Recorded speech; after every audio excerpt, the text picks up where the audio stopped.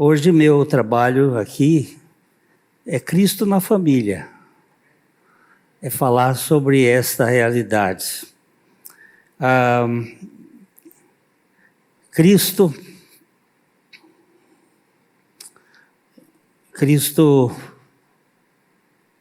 o Filho eterno de Deus, ele entrou no mundo físico por meio da encarnação, nascendo na família de José e Maria, dentro de uma família humilde, simples, conforme a profecia bíblica, e o Verbo se fez carne e habitou entre nós, cheio de graça e de verdade.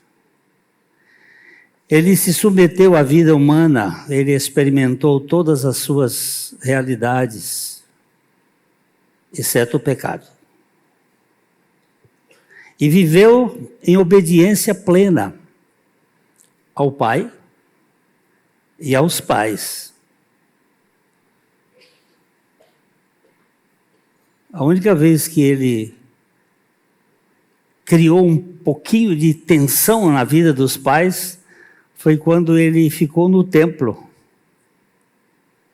E seus pais parece que ficaram meio distraídos e foram embora para Nazaré e ele ficou lá. De repente, depois de um dia, eles perceberam e voltaram procurando por ele. Imagina aquele dia do casal. O que aconteceu com o nosso primogênito? E quando chegaram lá no templo, ele estava batendo um papo com os escribas, com os fariseus. E ele, filho, você não podia estar fazendo isso. Estou fazendo uma paráfrase. E ele disse, olha, é mais importante eu tratar das coisas do meu pai. Foi o único momento assim que ele criou um pouco de tensão, mas ele era obediente. Ele se submeteu. Ao longo de sua vida, Jesus não apenas foi obediente a Deus, Pai, mas ele revelou o Pai. E também preparou o caminho para criar uma nova família. Não segundo a carne, mas segundo o Espírito. E para isso ele teve que morrer e ressuscitar. A morte, até o momento em que ele entregou o seu Espírito, é ministério dele. A ressurreição é ministério do Pai, do Espírito. Cristo não ressuscitou. Cristo foi ressuscitado. Porque ele ficou na tumba durante aquele tempo, completando aquilo que é o Evangelho. A morte, o sepultamento e a ressurreição. Por meio de sua morte, ele nos levou a morrer com ele. E na ressurreição, ele nos deu uma nova vida. Para que nós nos tornássemos uma outra família. Um outro estilo de vida. Assim, Cristo entrou no mundo na encarnação e saiu desse mundo na ressurreição. E como é que ele vai entrar na minha família? Como é que ele vai se tornar parte da família? Como é Cristo na família? É através do Evangelho, da encarnação do Evangelho. Então nós vamos abrir a nossa Bíblia em Colossenses, no capítulo 3, os versos 18 a 21. Colossenses 3,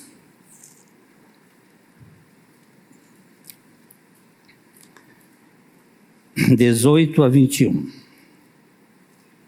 Esposas, sede submissas ao próprio marido, como convém no Senhor. Maridos, amai a vossa esposa e não a trateis com amargura. Filhos, em tudo obedecei a vossos pais, pois fazê-lo é grato diante de Deus, ou diante do Senhor. Pais, não irriteis os vossos filhos, para que não fiquem desanimados. Pai querido, nós somos gratos, porque Jesus Cristo veio fazer parte da nossa família. É por meio dele que nós podemos ter condições de viver para a tua glória. E nessa noite fala conosco, pela tua palavra e pelo teu Espírito. Em nome de Jesus. Amém. Quando Cristo habita num lar, ele transforma os relacionamentos quebrados em vínculos restaurados pelo amor e pela ordem divina. Vivemos numa cultura marcada pela fragmentação familiar. Em nossa sociedade, os papéis familiares estão distorcidos.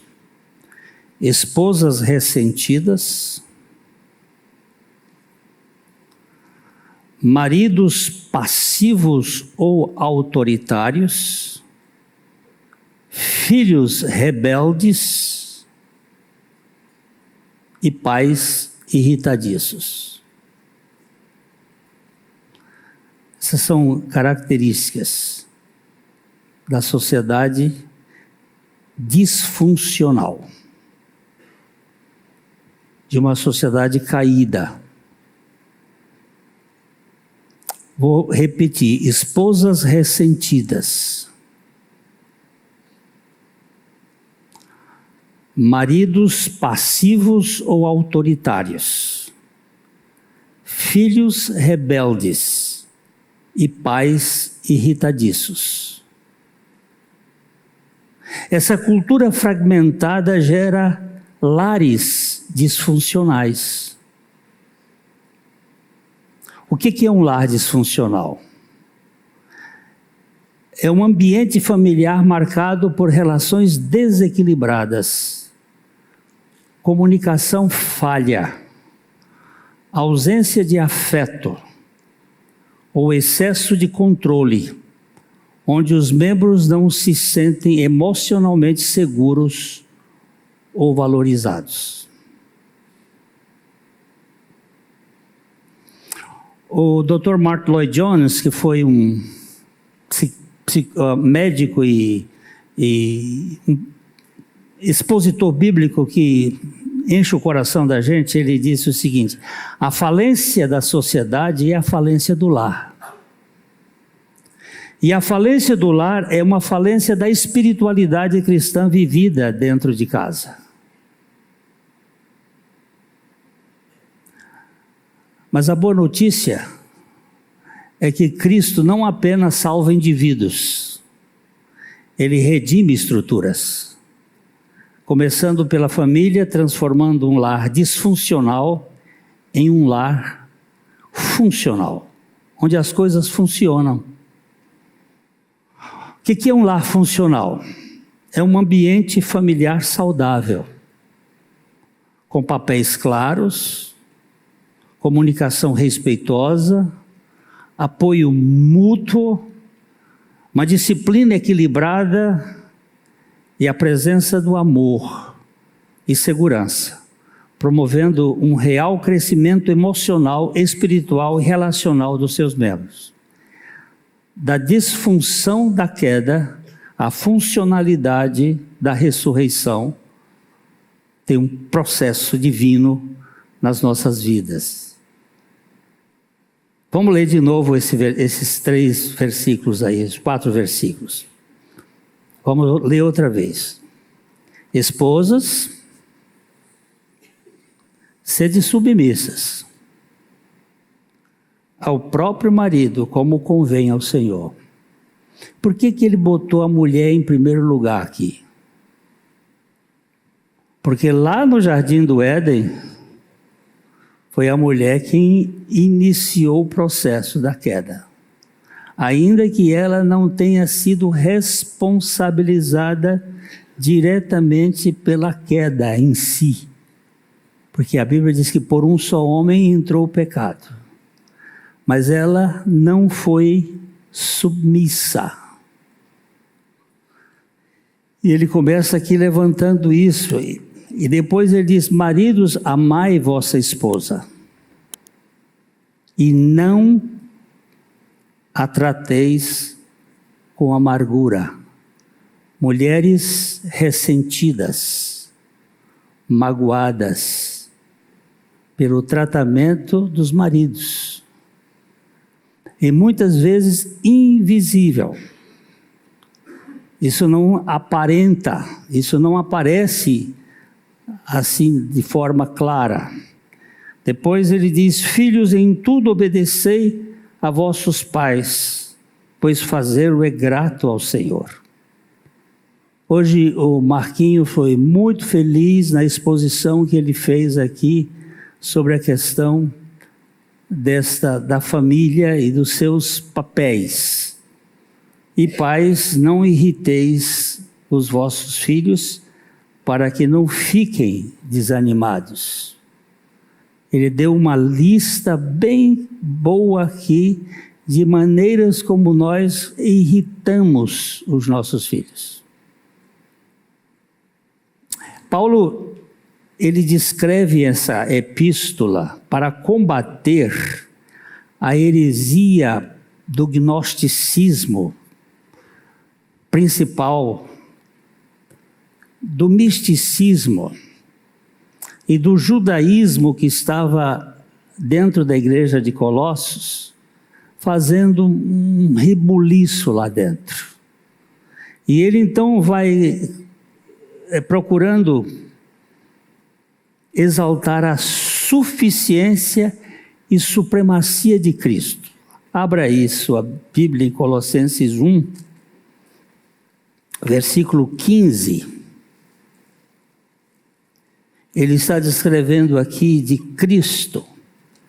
1,15. Este, Jesus, ele é a imagem do Deus invisível, o primogênito de toda a criação, pois nele foram criadas todas as coisas nos céus e sobre a terra, as visíveis e as invisíveis, sejam tronos, sejam soberanias, quer principados, quer potestades, tudo foi criado por meio dele e para ele. Ele é antes de todas as coisas.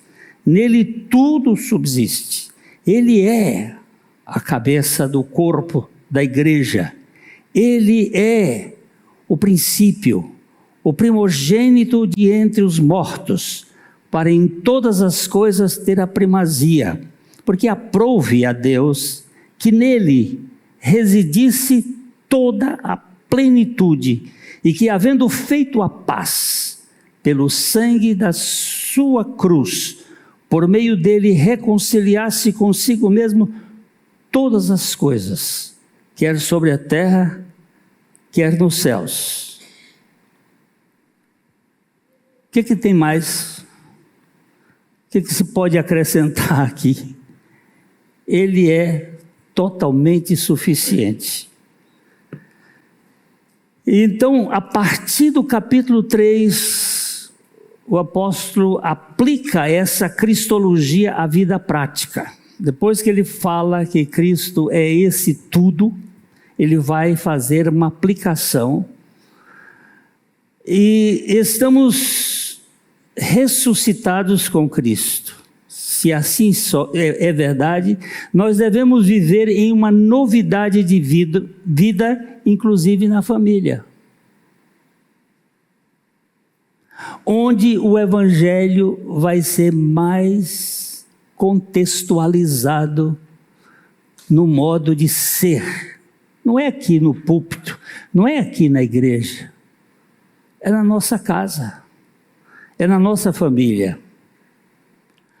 Na cultura greco-romana, havia uma estrutura pesada, patriarcal, muito rígida.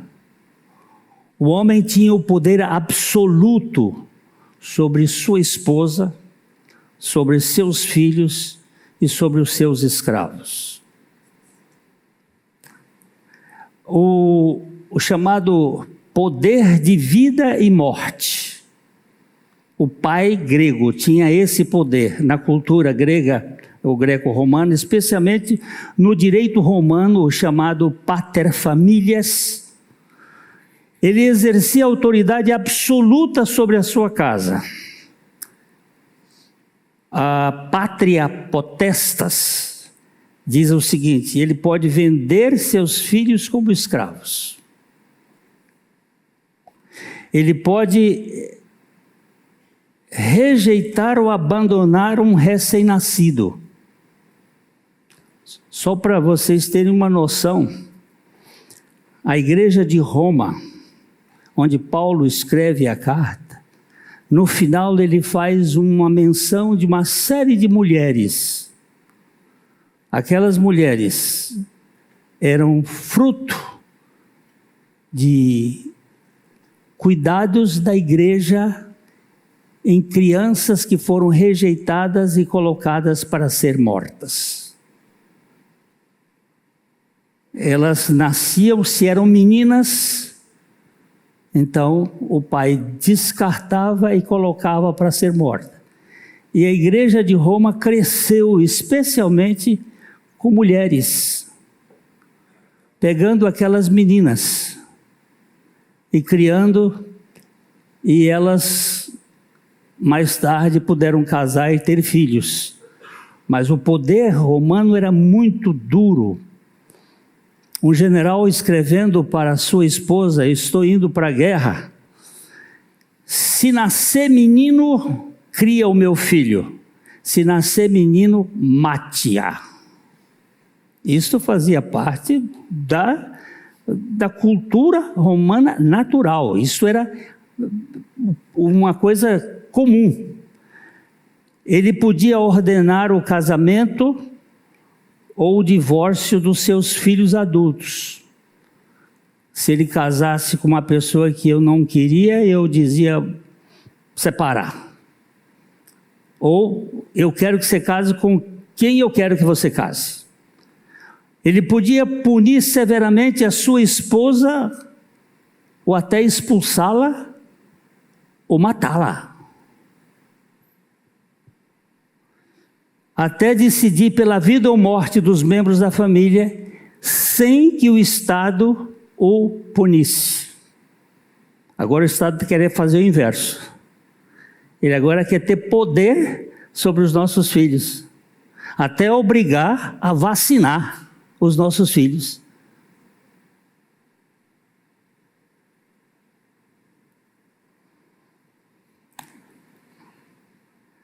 A ética do Evangelho não apenas corrige abusos culturais, ela subverte esse poder e institui o amor como a nova ordem, a nova orientação do lar, a nova autoridade do lar. O cristianismo não abole esses vínculos sociais, mas reorienta à luz de Cristo com amor, respeito, serviço mútuo, obediência ao Senhor. Como isso pode acontecer? Pela obra da cruz, na vida das pessoas. A morte do velho homem e o despojamento da cultura opressora do maligno, e a ressurreição com Cristo do novo homem, com uma nova mentalidade e a cultura do céu. Pensa na revolução que esta carta teve na cultura da época.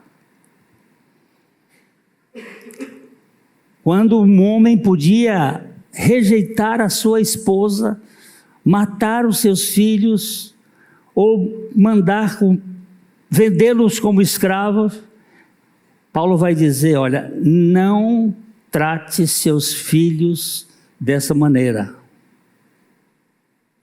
Você tem que fazer como ao Senhor. Então, eu queria agora fazer versículo por versículo. Esposas, sede submissas ao próprio marido, como convém ao Senhor. Submissão aqui não é servidão, mas uma disposição voluntária de caminhar sobre a liderança espiritual e amorosa do marido. Você vê que embaixo ele vai dizer para o marido amar a mulher, de modo sacrificial. Submissão é a palavra menos aceita hoje na cultura em que nós vivemos. Falar de submissão arrepia. As mulheres já ficam todas, porque pensa que submissão é capachismo.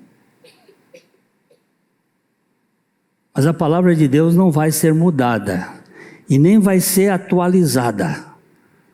A Bíblia vai dizer, vós mulheres sede submissas ao próprio marido, como convém no Senhor.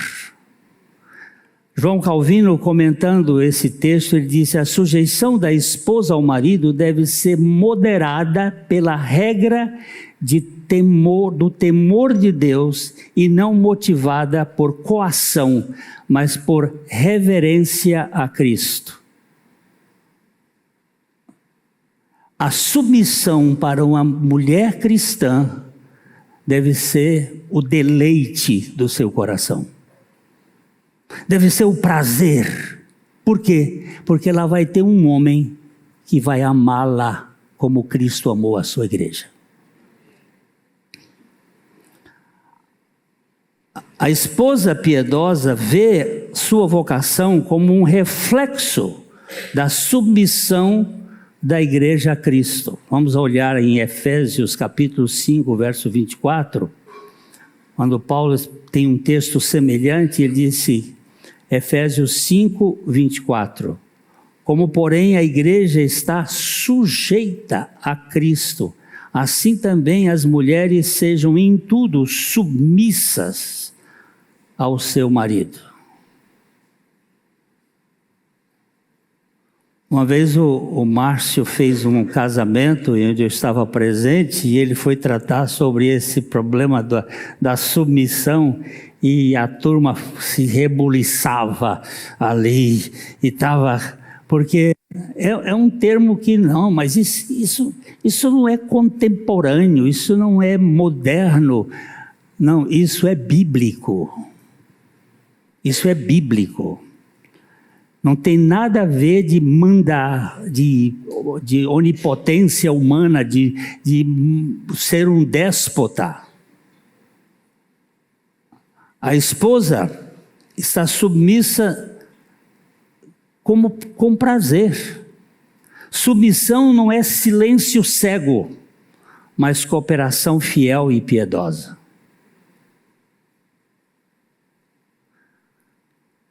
Eu tenho prazer de fazer com que o meu marido, que me ama, como Cristo amou a sua igreja, tenha a liderança na minha casa.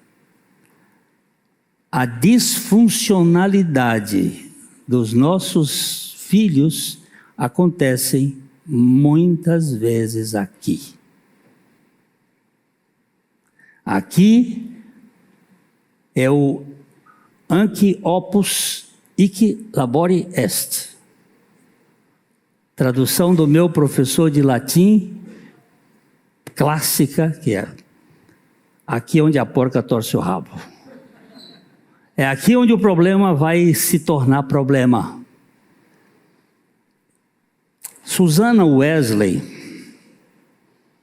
ela viveu entre 1669 e 1742.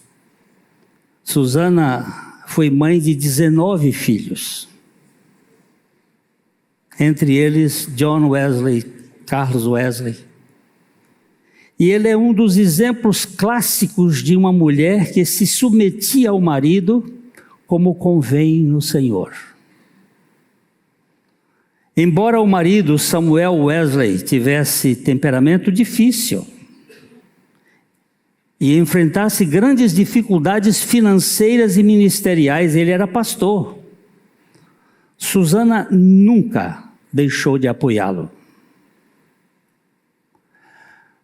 Quando Samuel se ausentava por longos períodos, ela liderava os cultos domésticos, ensinava seus filhos nas Escrituras, orava com eles individualmente e mantinha a ordem do lar, sem usurpar a autoridade do marido, mas sustentando espiritualmente sua família com graça, firmeza e sabedoria. Você imagina 19, se bem que 2 morreram e ela criou 17. Mas o número já é significativo. E eu sempre falo, sem máquina de lavar, sem fralda descartável, sem toda essa coisa da modernidade, e ainda quando chegava uma hora lá, ela dizia para eles, agora mamãe vai orar. Mamãe vai orar. E eu quero silêncio. Lembre-se que naquele tempo só tinha um banheiro para a casa. Não tem essa modernidade de suítes. Ela sentava numa cadeira, jogava um lençol por cima e ficava 1 hora, todos os dias, orando.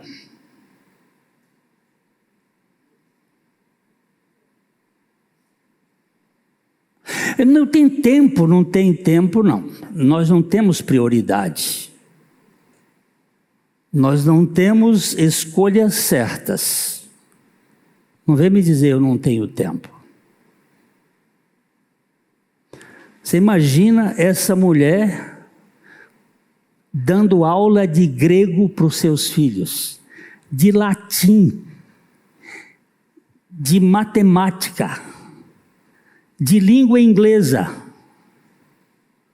porque eles só iam para a universidade depois que tivesse feito a escola com ela. Homeschooling, de Susana Wesley.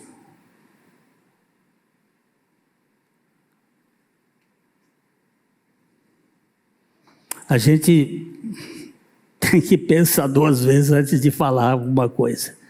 Mas era no outro tempo, pois é, hoje com tanta facilidade, e nós não conseguimos nada. Segunda coisa que ele diz aqui, né? Olha o que Susana disse. Eu olho para o mundo como a escola de meu filho, e quero que ele aprenda nela o amor de Deus de todo o seu coração. Ela não via o mundo como algo ruim, mas como a escola do meu filho. Ela não tirava o filho do mundo, ela botava Cristo no coração deles para que eles vivessem no mundo, de maneira que fizesse toda a diferença. Agora vamos para os maridos. Marido, amar sacrificialmente, sem amargura. Olha o verso 19. Maridos, amai vossa esposa e não a trateis com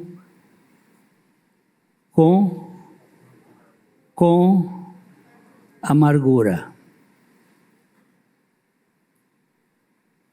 De vez em quando minha mulher fala comigo, você está me tratando com rispidez. E eu tenho que considerar e olhar se não é verdade. Se isso não é um fato verdadeiro. No contexto da época, esse mandamento era revolucionário.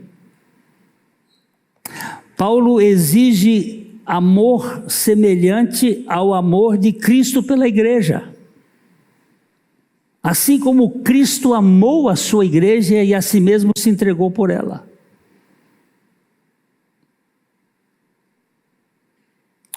John Piper, ele disse, a liderança cristã no lar não é uma liderança para dominar, mas um chamado para morrer diariamente por amor à sua esposa, assim como Cristo morreu pela igreja. Tem umas piadinhas sem graça, que às vezes a gente escuta. Lá em casa meu marido é a cabeça, mas eu sou o pescoço. O que significa isso? Ele pode ser a cabeça, mas quem manda virar para um lado e para o outro é o pescoço. É umas piadinhas muito infantis. O amor ativo, o amor que escuta, o amor que valoriza, o amor que protege, que tem rejeição da dureza, da ironia, do descaso emocional, o amor que tem liderança e serviço, não imposição. Eu estou matriculado nessa escola. Com 80 anos ainda não saí do jardim da infância, mas estou matriculado. Eu tenho que aprender a ser homem com o caráter de Deus. Eu estava procurando uma ilustração e topei com Adoniran Judson, que foi missionário pioneiro na Birmânia, hoje Mianmar, onde teve recentemente um terremoto lá de 7,7. Ele amou tão profundamente a sua esposa Ana, que em meio às perseguições, às doenças e prisões que ele passou, ele só comia depois que ele sabia que Ana tinha se alimentado.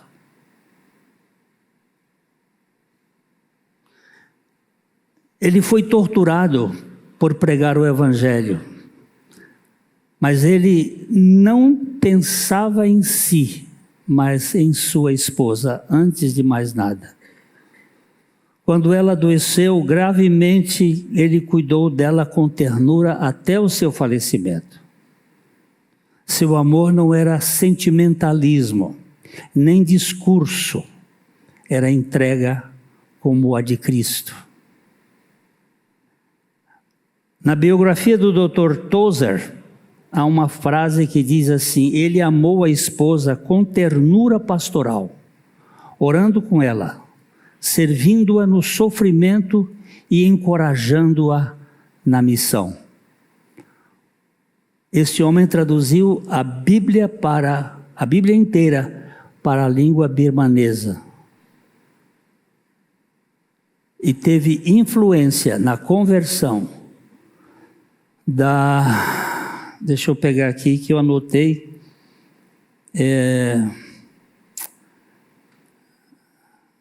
desculpa aí, Benei Menesh.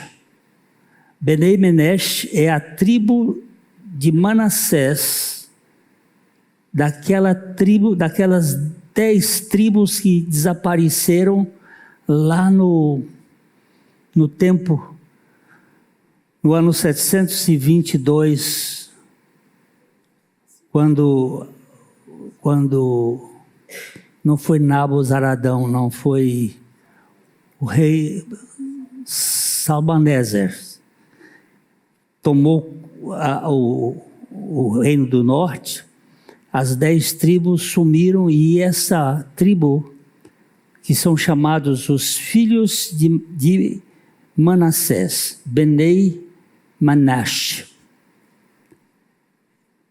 E grande parte dessa turma veio a crer em Jesus Cristo por causa da pregação de Adoniram Judson. Ele tinha tempo para ir pregar. Ele teve poucos filhos, 3 deles morreram, muito pequenos, mas era um homem que era dedicado para cuidar da sua esposa. Eu fico envergonhado quando eu começo a ler a história dele.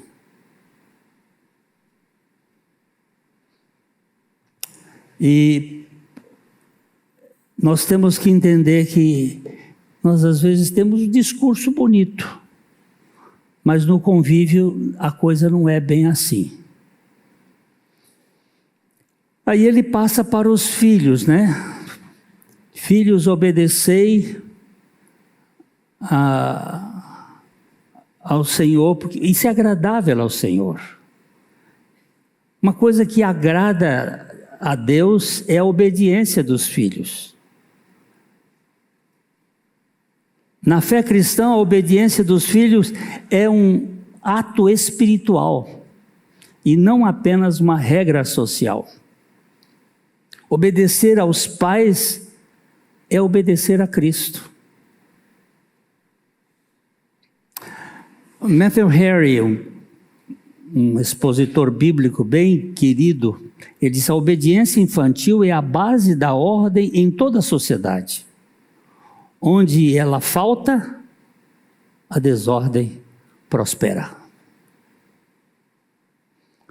Hoje nós estamos vendo pais que não ligam para os filhos, que não instruem os filhos, que não admoestam os filhos e que não disciplinam os filhos. São 3 palavras: instrução, admoestação e correção. Há um grande número de pais pancrácios e papalvos. Vou procurar no dicionário o xingamento que eu dei aqui. Molengos, incompetentes, que não exercem princípios de autoridade. Não estou falando de poder, mas de autoridade.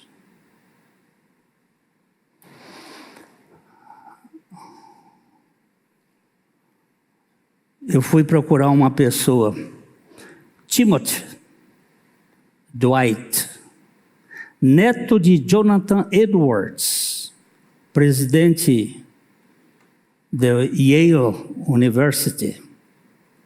O Timothy foi conhecido por sua obediência aos pais desde a infância.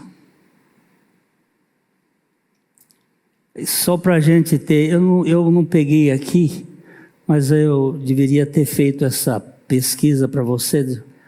Há 2 homens da época do Jonathan Edwards, o outro era Alan, não sei o que é o nome agora, mas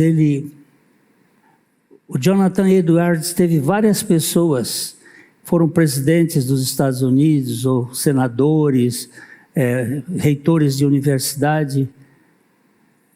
Toda a descendência dele teve bênção, e o outro era um bêbado, e toda a descendência dele. São cerca de mais de 300 assassinos, não sei quantas prostitutas, não sei quantas, tudo que há de mais perverso era daquela descendência. E de Jonathan Edwards, nenhum. Isso estudo depois de 200 anos. Nenhum. Porque ele tinha vida. E o Timothy, ele era dotado de uma inteligência fantástica. Com 6 anos ele lia latim. ele sempre respeitou os limites e orientações maternas, especialmente os conselhos espirituais de sua mãe Mary Edwards Dwight. Sua mãe dizia: Timothy, a verdadeira sabedoria é temer a Deus. Que você nunca busque um mero conhecimento separado da piedade. Nós estamos começando a nossa escola aqui, e eu tenho visto as crianças, a preocupação que tem aqui, que as crianças conheçam a palavra de Deus e obedeçam os seus pais, e obedeçam, são princípios fundamentais. Hoje, professor sofre com escola, não tem uma firmeza.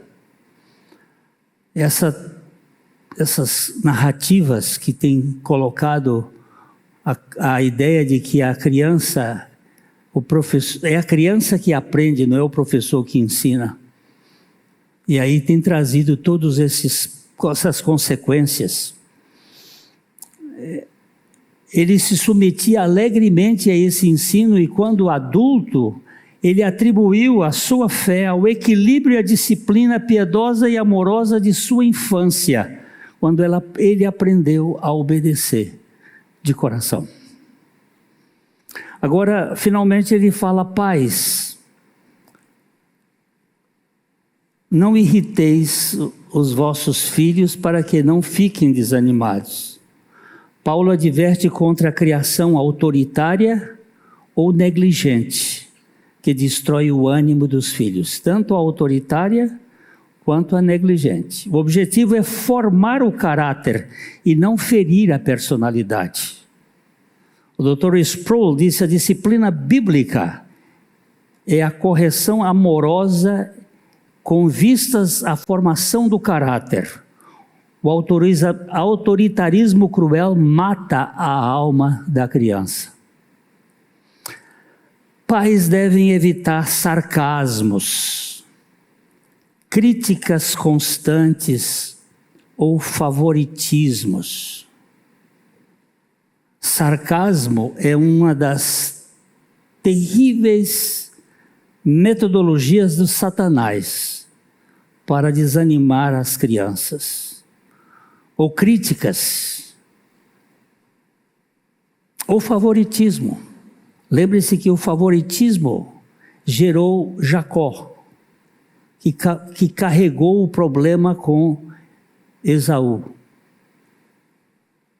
Favoritismo. Não pense que Jacó saiu de casa adolescente. Quando ele saiu de casa, ele tinha 87 anos.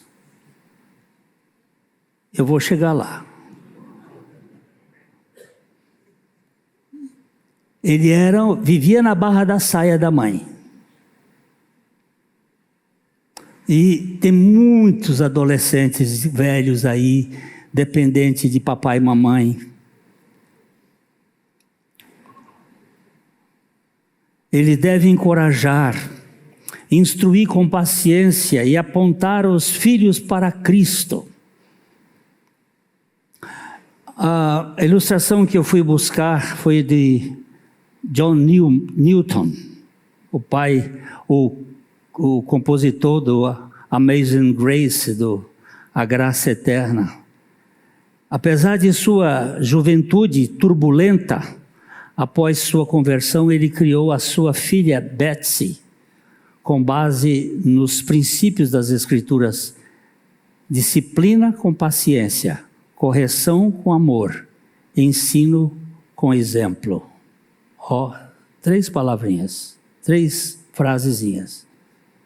Disciplina com paciência, correção com amor e ensino com exemplo. Tem que viver aquilo.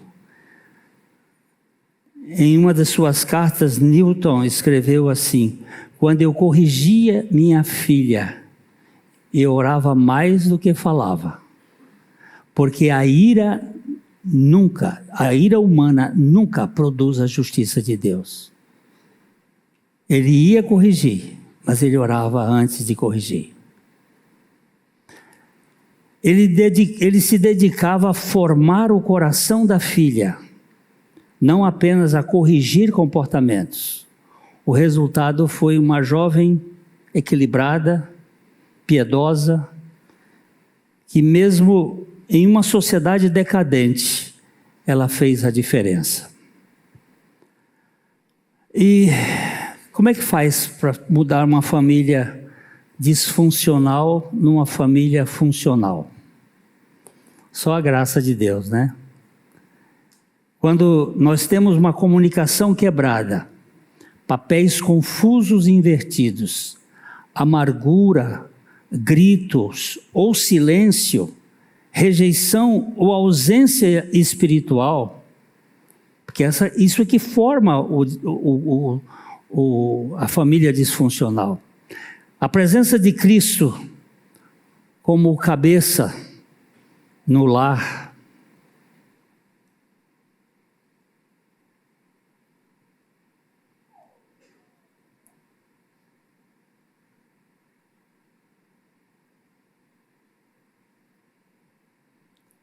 um momentinho aí que a coisa aqui virou.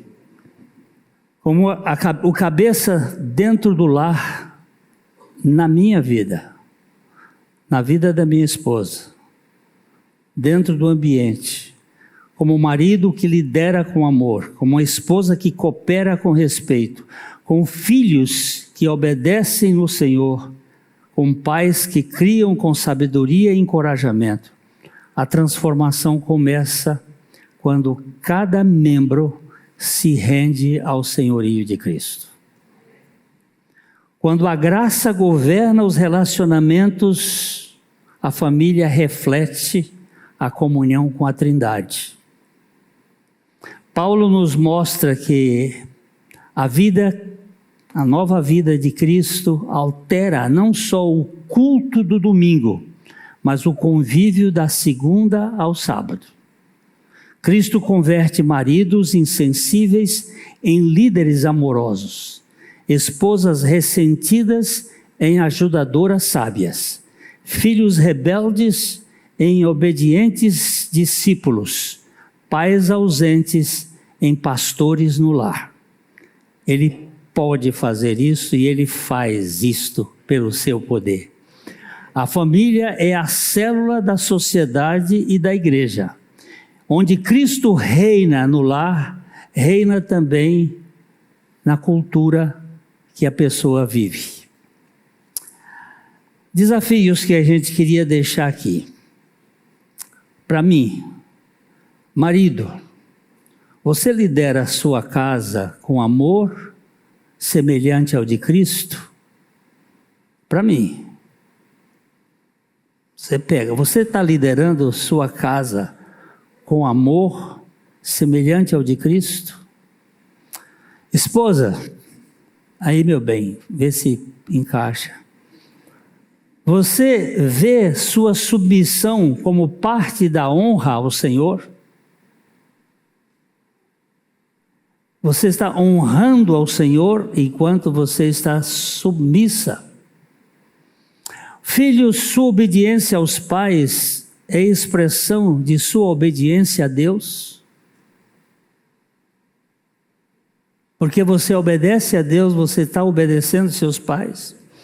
Pais, seus filhos veem Cristo em sua autoridade no lar? E será que é isso que eles estão vendo? Queridos, eu fiz uma oração aqui para mim.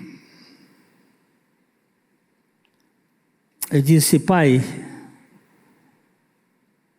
eu tenho visto as feridas da disfunção em meu lar e na minha sociedade. Mas eu creio que Cristo pode redimir, restaurar e reconstruir. Faz da minha casa um reflexo da tua comunhão eterna, da tua graça e da tua glória. Faz isso, em nome de Jesus. Amém.